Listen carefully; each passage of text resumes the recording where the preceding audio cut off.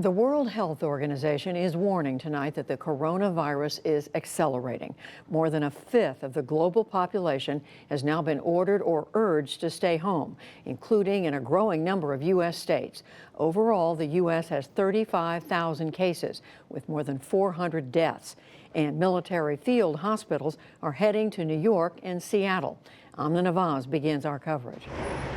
The week began with an urgent warning from the U.S. Surgeon General. I want America to understand this week it's going to get bad, and we really need to come together as a nation. Right now, there are not enough people out there who are taking this seriously.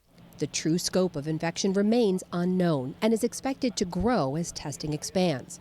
President Trump pledged 1.4 million tests would be available this week, but according to one independent tally, the U.S. has conducted fewer than 240,000 to date. Severin Chouan, the CEO of Roche, a coronavirus test developer, said today that broad testing in the U.S. could still be, quote, months away. The motion is not agreed to. Meanwhile, on Capitol Hill, lawmakers working to stem the economic fallout with a bipartisan stimulus bill struggle to strike a deal, leading to appeals for urgent action. We don't have another day. Republican Senator Susan Collins of Maine. Never have I seen Republicans and Democrats fail to come together when confronted with a crisis. We did so after 9/11. We did so with the financial meltdown in 2008. We don't have another minute to delay acting. Democratic Senator Sherrod Brown of Ohio called for Congress to learn from the past and ensure money goes where it's needed. We have to show the people we serve that we've learned from Congress's mistake 10 years ago when the banks did very well, thank you, and Wall Street again will do very well, thank you, under the McConnell plan. We have to come together to put money in people's pockets. That, as the first senator to test positive for the virus, Rand Paul of Kentucky on Sunday, spurred colleagues with whom he had close contact, Utah Senators Mike Lee and Mitt Romney, to self-quarantine. As Congress hammers out a plan, an aggressive effort to keep the economy afloat by the Federal Reserve, announcing today it would buy as much government-backed debt as possible. And leaders at the state level continue to take drastic measures like lockdowns to stop the virus spread.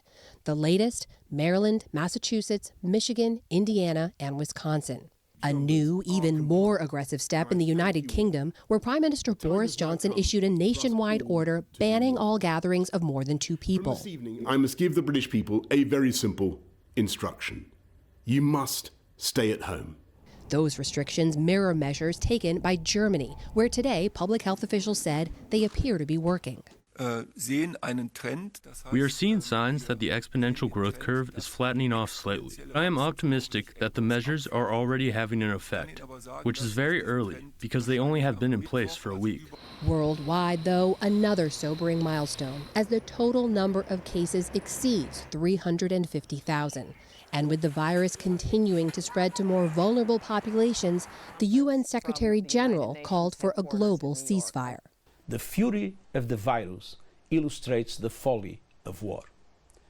That is why today I am calling for an immediate global ceasefire in all corners of the world. It is time to put armed conflict on lockdown and focus together on the true fight of our lives. A fight that in many corners is only just beginning. For the PBS NewsHour, I'm Amna Nawaz. Wall Street lost more ground today despite the Federal Reserve's latest actions. The Dow Jones Industrial Average slid 582 points, or 3%, to close at 18,591. The Nasdaq fell 18 points and the S&P 500 dropped 67. Analysts say that investors are waiting for Congress to act on an economic rescue package. And we get more now on that situation from our congressional correspondent, Lisa Desjardins. So, Lisa, it's not just the markets are waiting, but a lot of Americans who are out of work are waiting. What is the holdup? Well, Judy, tonight it's sort of a tale of two different views. One is what you see in public, which is a lot of tension and drama on the floor of the U.S. Senate. But I want to talk now about the more important view, which is behind the scenes. Judy, talks have been going on steadily through the day. We're told that the two sides are coming closer.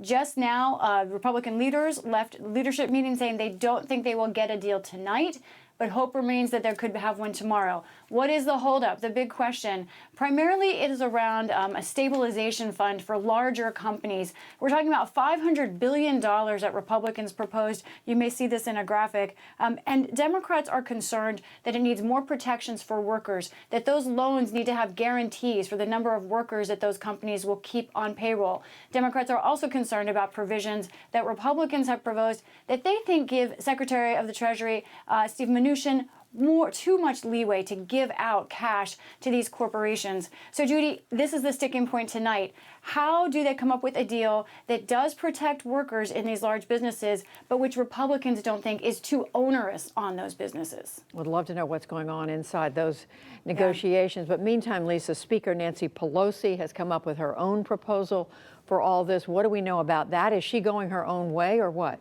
I'll tell you what, Judy, I think right now, this is Nancy Pelosi being a smart negotiator. Whatever passes the Senate needs to pass the House ultimately.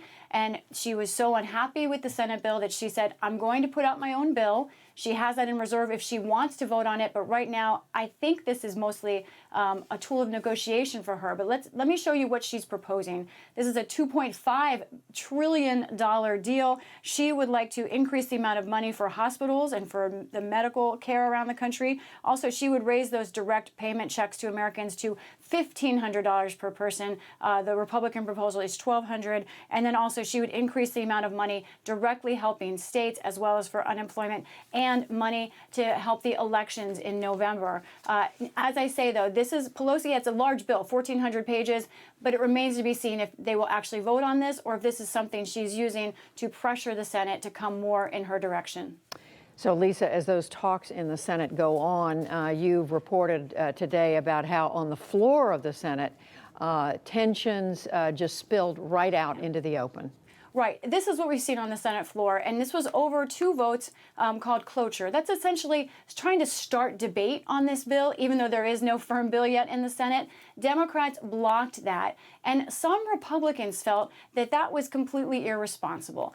That's debatable. Both sides have different views on that. But listen to what happened on the Senate floor when Senator Susan Collins tried to get recognized today, and then Senator Schumer, the Democrat, objected. You can hear all of this tension mount in this short clip. Mr. President. The senator from Maine. Mr. President, I ask unanimous consent that proceedings under the quorum be dispensed with. Is there objection? Thank you, Mr. President. I object. The Democratic leader, This objection is is heard. unbelievable. Hearing something like that from Susan Collins is rare, Judy. I was the only reporter in the chamber at that time. Collins walked over, pointed her finger at Schumer, got close to him, and really just unleashed at him. So it's a very emotional time here for most members of the Senate, tension rising even as talks try to stay calm. And meantime, as if there's not enough going on, Lisa, the Senate's dealing with its own coronavirus crisis, if you will. Senator Rand Paul has now been diagnosed, and he was just in the Senate mingling with other senators yesterday. Briefly, a lot of frustration from both parties with Senator Paul and his decisions. I would want to show you what's happening here at the Capitol. Look at this photo. You can see everyone is distancing themselves even more. This is a huddle, a gaggle we had with Senator Joe Manchin. You can see reporters and senators staying farther apart. But Judy, one note. I was watching the Senate chamber, and in the chamber, senators really are not social distancing all the time. So it sort of is give and take. People are washing their hands, but clearly there's more of a understanding of the problem today than there was yesterday because of Senator Paul. Well, perhaps they are all convinced that everybody else is in the clear. We'll see. Lisa Desjardins, thank you very much. Great reporting.